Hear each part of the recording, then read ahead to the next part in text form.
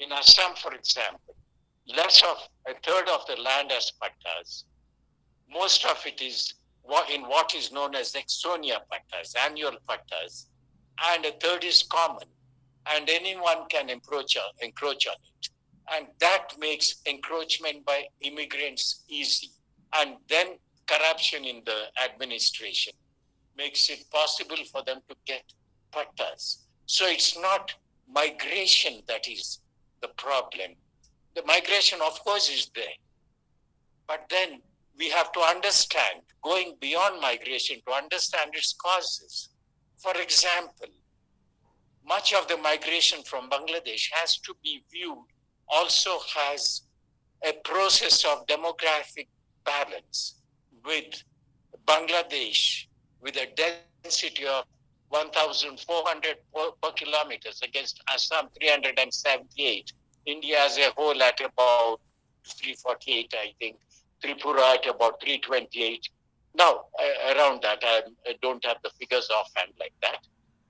Now, that has to be acknowledged that there is a problem of immigration.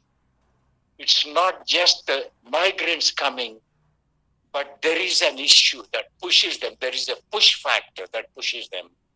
And the defective land laws are the pull factor. And that has to be dealt with.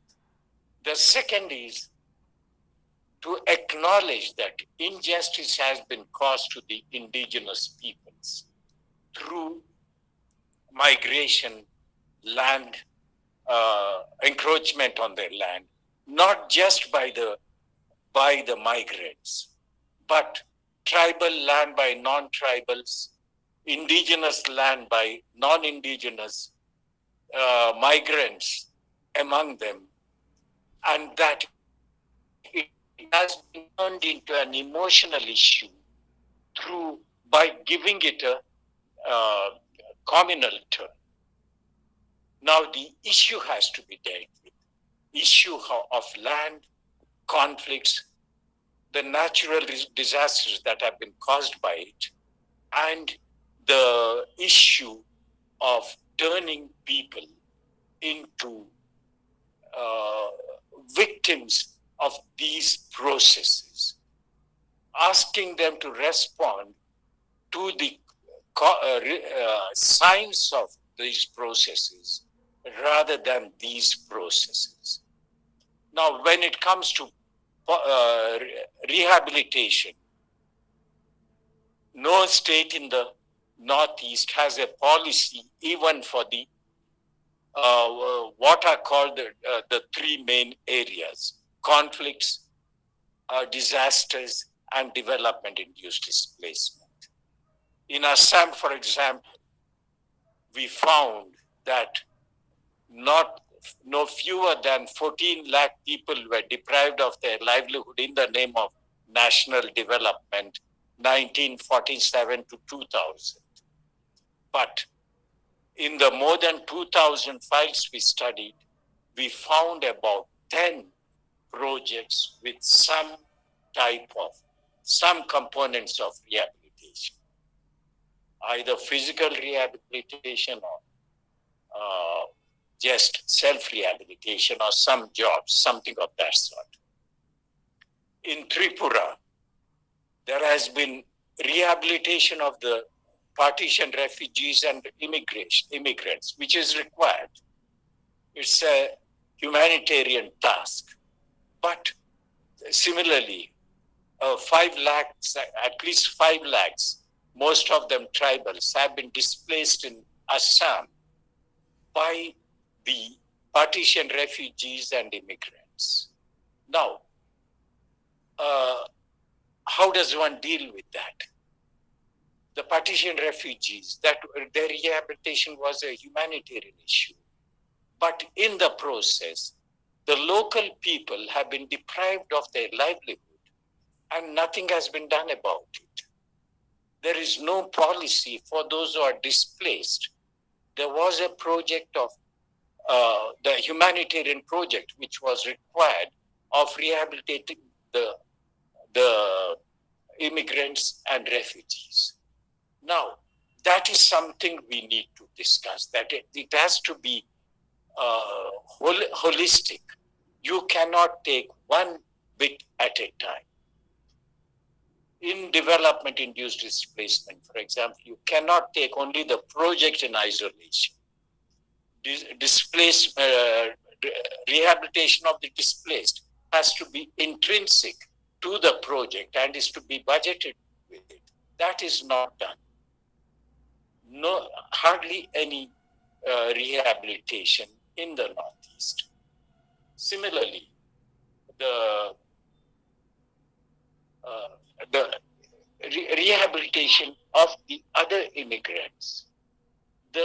It's the laws, the ambiguity of the laws and corruption that make it possible. In the process, the people of the region are deprived of their livelihood. Now, you cannot restore that land all of a sudden. Where do we go from here? I think Dr. R.K. Dev Verma has given a semblance of a possible solution. If you read his article on the conflicts in Tripura in the August 2020 issue of Seminar, he says he speaks of Tripura, but that can be applied to the rest of the Northeast. He says there is a problem.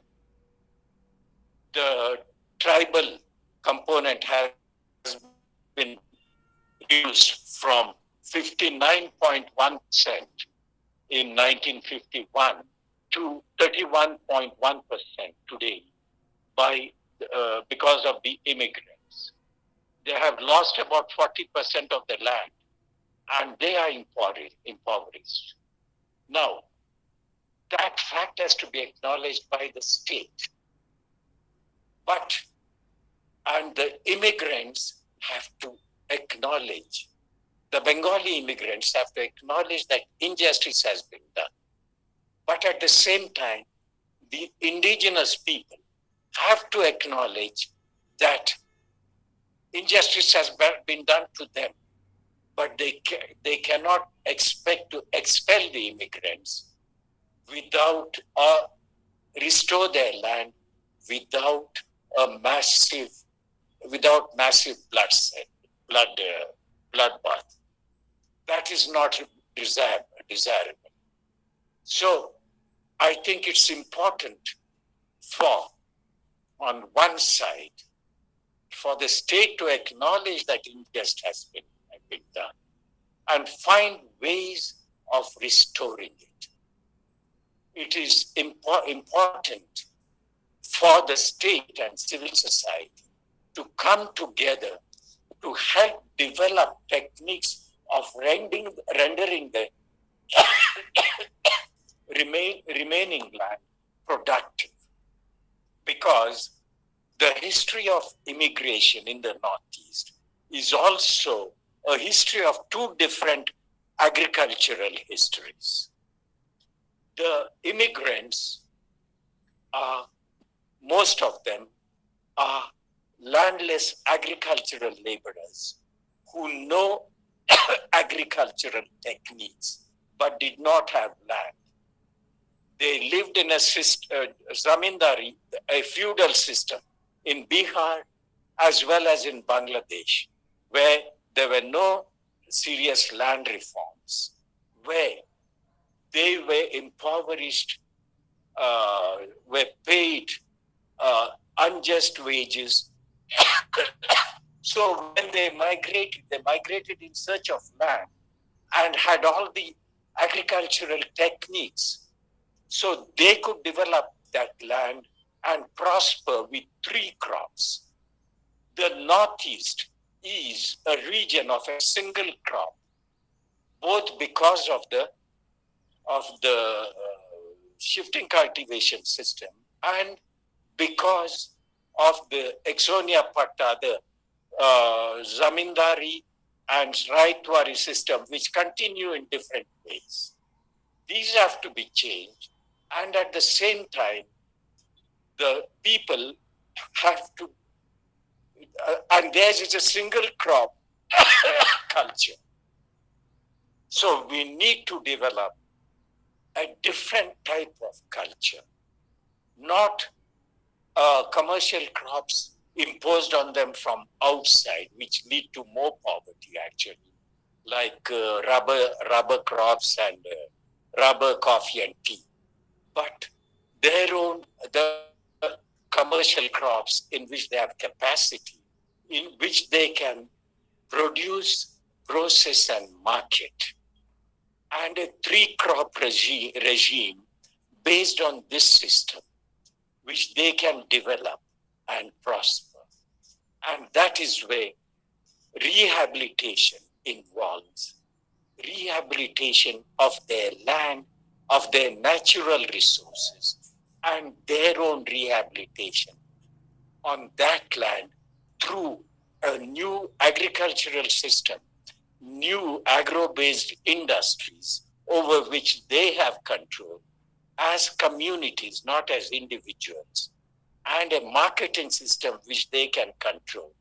Because the marketing system that is controlled from outside does not allow them to develop their land and take control of their economy.